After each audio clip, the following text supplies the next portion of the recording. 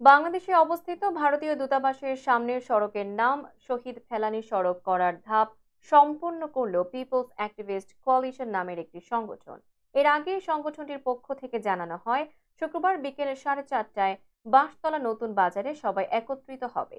সেখানে সবাই একত্রিত হবে ও সভা অনুষ্ঠিত হবে। পরিশেষে ভারতীয় দূতাবাসের সামনের সড়কে শহীদ ফেলানী সড়ক নাম ফলক স্থাপন করা হবে। প্রসঙ্গত, 2011 সালের 7 জানুয়ারি কুড়িগ্রামের ফুলবাড়ী সীমান্তে বিএসএফ এর হাতে নির্মমভাবে নিহত হয় নাগেশ্বরীর কিশোরী ফেলানী। হত্যাকাণ্ডের 1 যুগ পেরিয়ে গেলেও সন্তান হত্যার বিচার পায়নি পরিবার। ফেলানী হত্যার বিচারের আশায় এখনো কাঁদে তার পরিবার। জানা যায়, কুড়িগ্রামের নাগেশ্বরী উপজেলার রামখানা ইউনিয়নের কলোনিটারি গ্রামের শ্রমিক নুরুল ইসলাম পরিবার নিয়ে থাকতেন ভারতের বঙ্গাইগাঁও এলাকায়। সেখানেই তিনি একটি ইটভাটায় শ্রমিকের কাজ করতেন।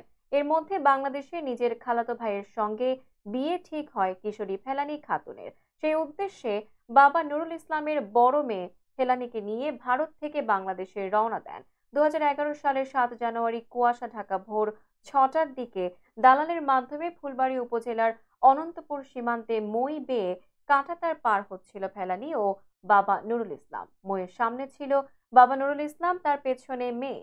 এ সময় বিএসএফ টের পেয়ে গুলি ছুড়লে বাংলাদেশের অভ্যন্তরে ফেলানীর বাবা নেমে পড়ায় বেঁচে গেলেও গুলিবিদ্ধ হয়ে কাঁটাতারে ঝুলে পড়ে কিশোরী ফেলানী। গুলিবিদ্ধ হয়ে ছটফট করে পানি পানি বলে চিৎকার করতে করতে নির্মমভাবে মৃত্যুর কোলে ঢলে পড়ে ফেলানী। প্রায় 4.5 ঘন্টা কাঁটাতারে ঝুলে থাকে তার লাশ।